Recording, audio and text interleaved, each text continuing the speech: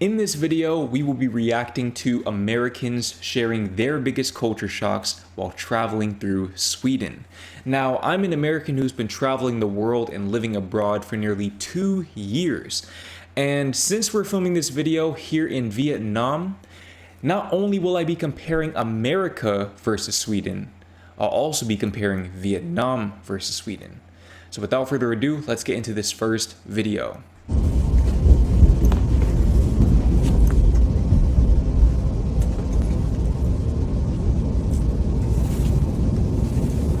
Okay, honestly, I could have muted that video and it would not have made a single difference. The level of respect and courtesy that people seem to have in Sweden. Now, obviously, it's a 10-second video, so perhaps I shouldn't judge a whole entire culture based on this little snippet.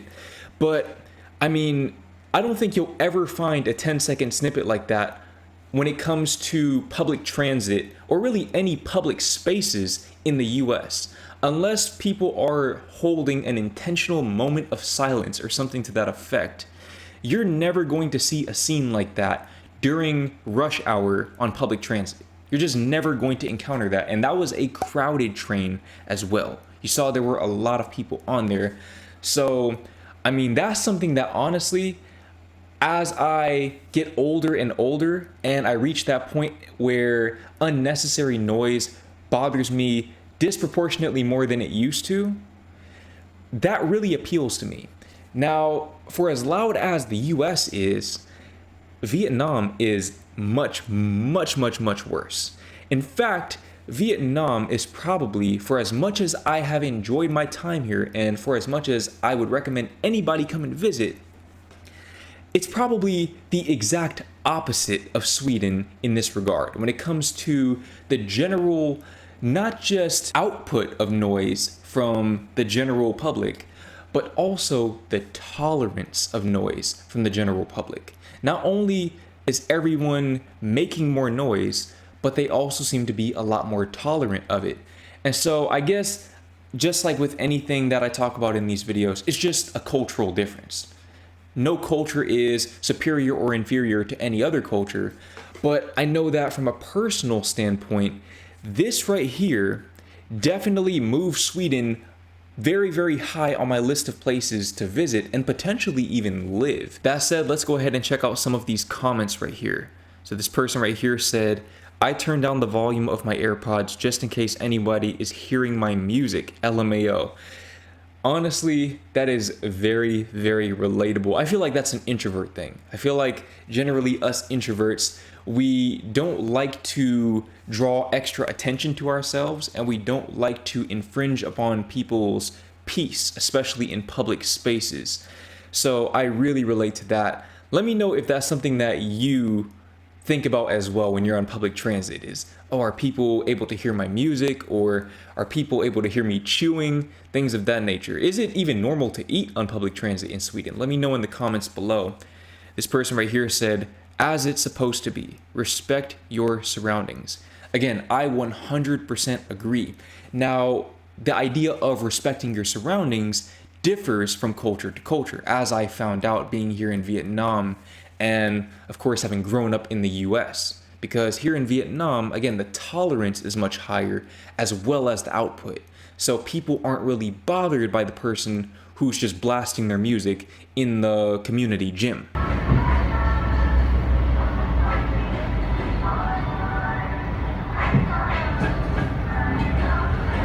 People aren't really bothered by people honking their horns in lieu of using their turn signals. They're just not bothered by it.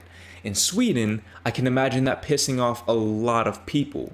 And even as an American who has a higher tolerance for noises than probably your average Swedish person does, it's taken me a lot of getting used to being here in Vietnam. That said, on to the next video. Small things I do not like about Sweden. Number 1, how everyone is so reserved and cold. Number 2, how no one ever smiles at one another. Number 3, that the system Bulleget is closed on Sundays. Number 4, How people just push through you when you're trying to get off the metro instead of being polite about it. And number 5, how everyone gets so seasonally depressed when it's winter. So, I'm from Texas in the US. Texas is a southern state, if you didn't know.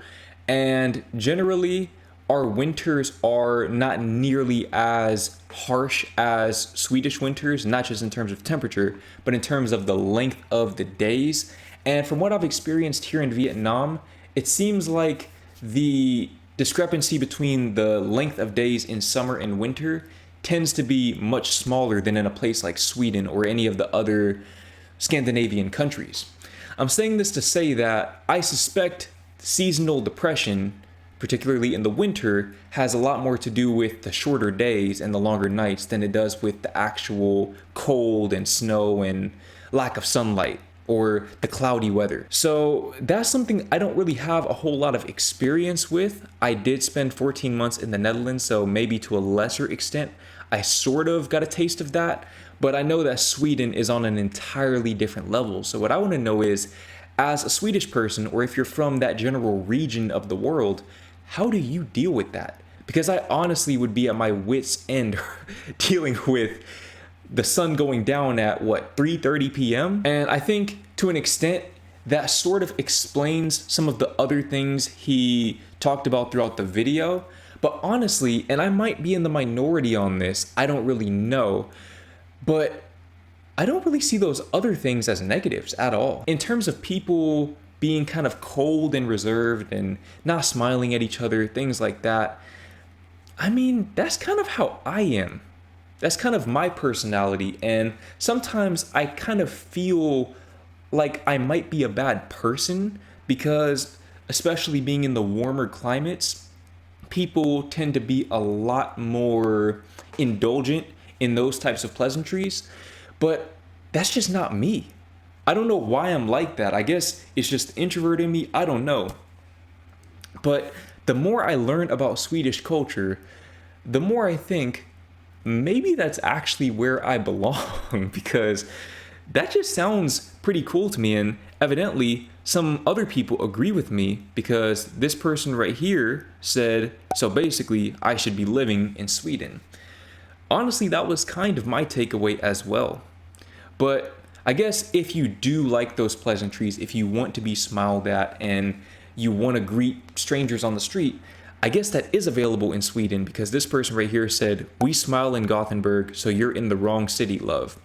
So I guess Gothenburg and Stockholm have different cultures in that regard. I think that's kind of a universal thing around the world, that the smaller a town is, the less people there are, the more people seem to sort of appreciate, at least outwardly, the presence of other people. And I think that's a big part of the reason why in the US, with how spread out everything is, even in the larger cities, people tend to be a lot more outgoing in terms of, again, the pleasantries and the greetings. But again, me personally, I actually like being surrounded by people who don't really value those things and instead prioritize deep and meaningful connections. I value coconut culture over peach culture, so to speak. On to the next video.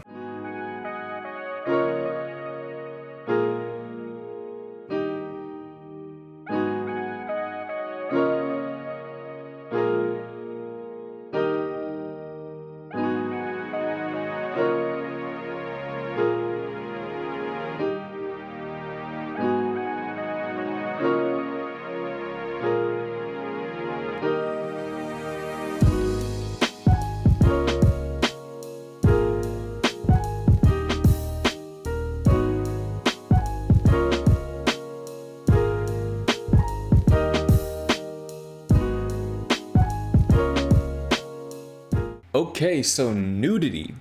Nudity seems to be a pretty common thing around Europe overall. At least that seems to be my understanding. Correct me if I'm wrong.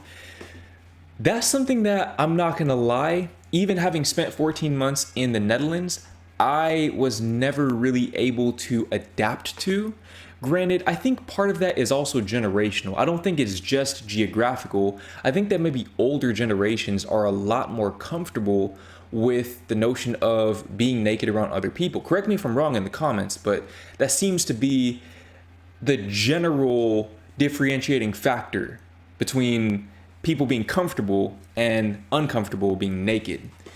And I think part of this might be because of social media and people just generally being a lot less secure in terms of their bodies.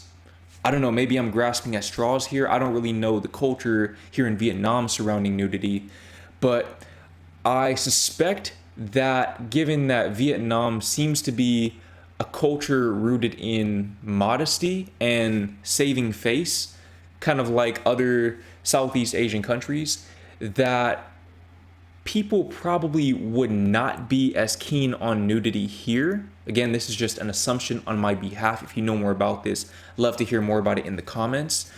But again, I think this is actually more of a generational thing than it is a geographical thing. I mean, this person right here is Swedish, and they said, I'm not comfortable with that, even if I'm Swedish. And the comment got 2,000 likes, so, I mean, clearly there are other people who agree with her. But I don't know, because this person right here said, I've never understood the obsession with keeping covered all the time. The body is not a bad or dirty thing. Granted, the person's username is Hippie Trekkie, so I mean, I don't know, maybe they are a little bit biased in their perspective, but they do have a point. The body is not a bad or dirty thing, and that's something that maybe my generation needs to get a better understanding of, is that nudity is not intrinsically bad. Sex is not intrinsically bad even. And also, nudity and sex don't need to be conflated. And that's a whole different discussion for a whole different day. And it's something that, again, I admittedly need to work on within myself, because I have trouble even being naked when I'm home alone, because it just doesn't feel comfortable to me. It feels like I'm doing something wrong. So maybe spending a few years or a few months in Sweden, checking out some of the saunas there would help me break free from that. But as someone who doesn't really like heat all that much, I don't know if I'll be indulging in Swedish sauna culture, unfortunately. That said, on to the next video. Such a culture shock. What? It's one of the weirdest things there is completely What? about Sweden. Look, we're in a 7-Eleven just on the street, and this is where you get your post delivered. It's literally like one of the craziest things about Sweden to me, I think. What? So weird that 7-Eleven's was like, yeah, we'll take on that responsibility. Like, we'll sell baked goods and hot dogs, and oh yeah, we'll also like take on people's packages. I've literally never thought about this being a Swedish thing before. It's so weird. I wonder if there's other countries that do it. There has to be. I mean, so where do you get your packages delivered? Like, to we go to, your like- door, maybe? Either our door, or we go to like a FedEx or a UPS Oh yeah, or like a post office. USPS, post office, yeah. So my memory might be betraying me right now, but I vaguely remember some stores in the US having a pretty similar system to that. Some of them will receive your packages for you. Maybe it's a region specific thing, because obviously the US is a very, very large country. I don't know if they do that here in Vietnam. What I do know is that here they have these 24/7 post office boxes where you can receive your packages and use a little QR code or some sort of secret passcode to unlock your box. And they also had that in the US. I don't recall if I ever saw that in the Netherlands or anywhere else in Europe. Let me know if you have that in Sweden, or if you just primarily rely on this right here. Because, I mean, this system right here seems to work well enough, and I'm sure that the stores definitely don't mind doing it, because you get more people walking into the stores, which obviously could lead to more sales. But I don't know, this seems like a pretty good and efficient system if you ask me. This person right here said it's not particularly a Swedish thing. All over Europe, they have the same practice that you can get your parcels delivered from kiosks, supermarkets, etc. So something else that I noticed they had in at least the Netherlands, I don't know about other parts of Europe, but in the Netherlands, you're able to have your package delivered to your neighbor, and they will hold your package for you, and then you can go and pick it up whenever you're at home. And that right there blew my mind, because in my head, I'm thinking, Well, what if your neighbor just disappears with your package? What if they steal it? What if they sell it and then claim that they never received it? Things of that nature. I'm sure there are some measures taken to prevent this from happening, or at least discourage people from doing this, but clearly it works, because it seems like people in the Netherlands are perfectly content with that system. What I want to know is, do you have a similar system to that as well in Sweden?